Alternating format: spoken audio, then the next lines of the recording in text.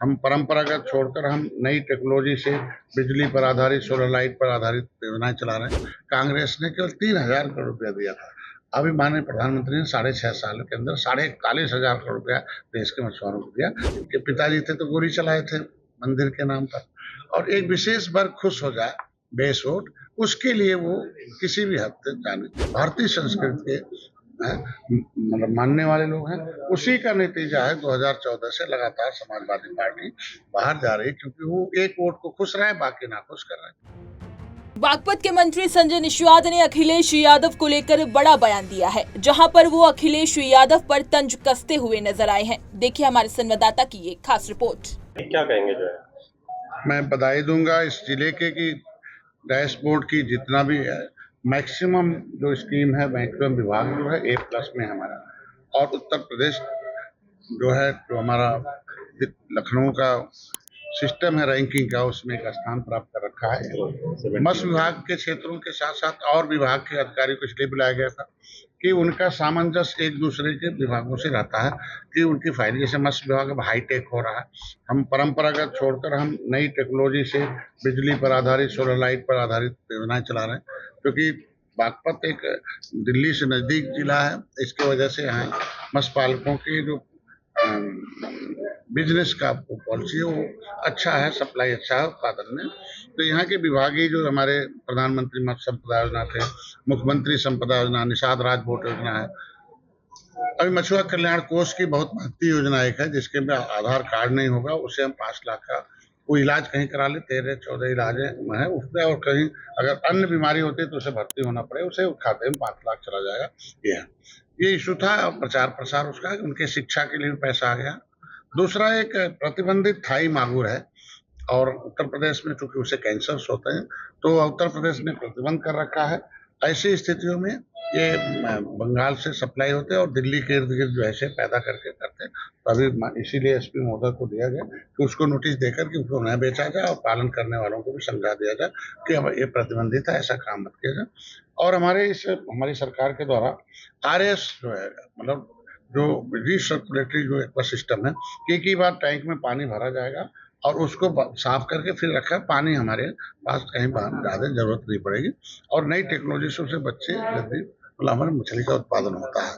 तो ऐसे में हमारे पास 2 बड़े RS है।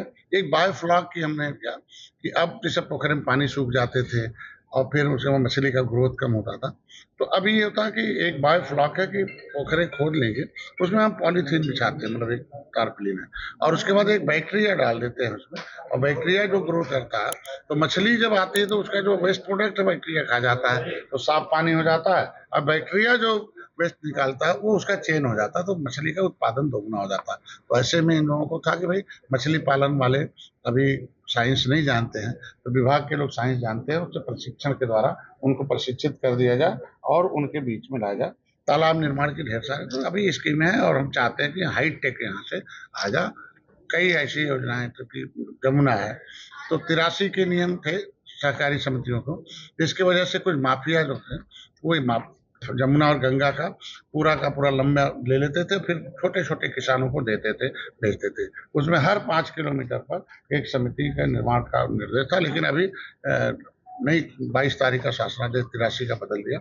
अब वो कई 5-5 किलोमीटर के खंड बनेंगे, उसमें समितियां आएंगी और मत्स्य पालन के क्षेत्र में आएंगी। अभी इनसे बात हुई है कि जो पोखरे हैं, जो गांव के बीच के पोखरे हैं, नगर पालिका के अंदर जो पानी आता है क्योंकि गंदे होते हैं, तो गंदे पोखरे को साफ करने की एक विधि है कि एक तो उसके अंदर हम एक्वाफोनिक प्लांट तैरता हुआ खेती कर लें, तो पानी जो है उसे गंदे पानी से फसल उग जाएगी, और पानी साफ हो जाएगा तो मछली पालन कर लेंगे।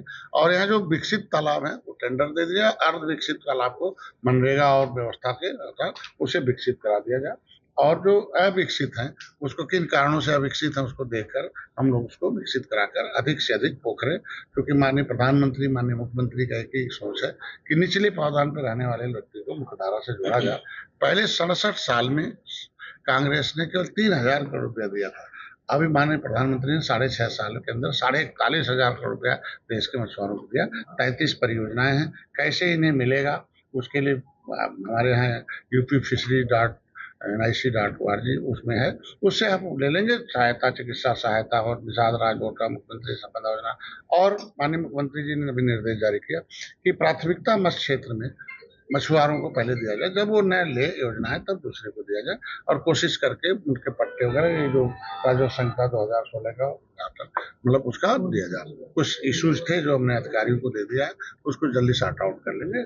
और कर्मचारी कम है फिर भी हमारे विकास अच्छे हैं। जो माफिया के कब्रिस्तान पर जाके फातिया पढ़ता हो तो वो मठ मंदिर के बारे में क्या सब कहेगा। एक विशेष वर्ग को खुश करने के लिए, इनके पिताजी थे तो गोली चलाए थे मंदिर के नाम पर, और एक विशेष वर्ग खुश हो जाए बेसोट, उसके लिए वो किसी भी हद तक जाने।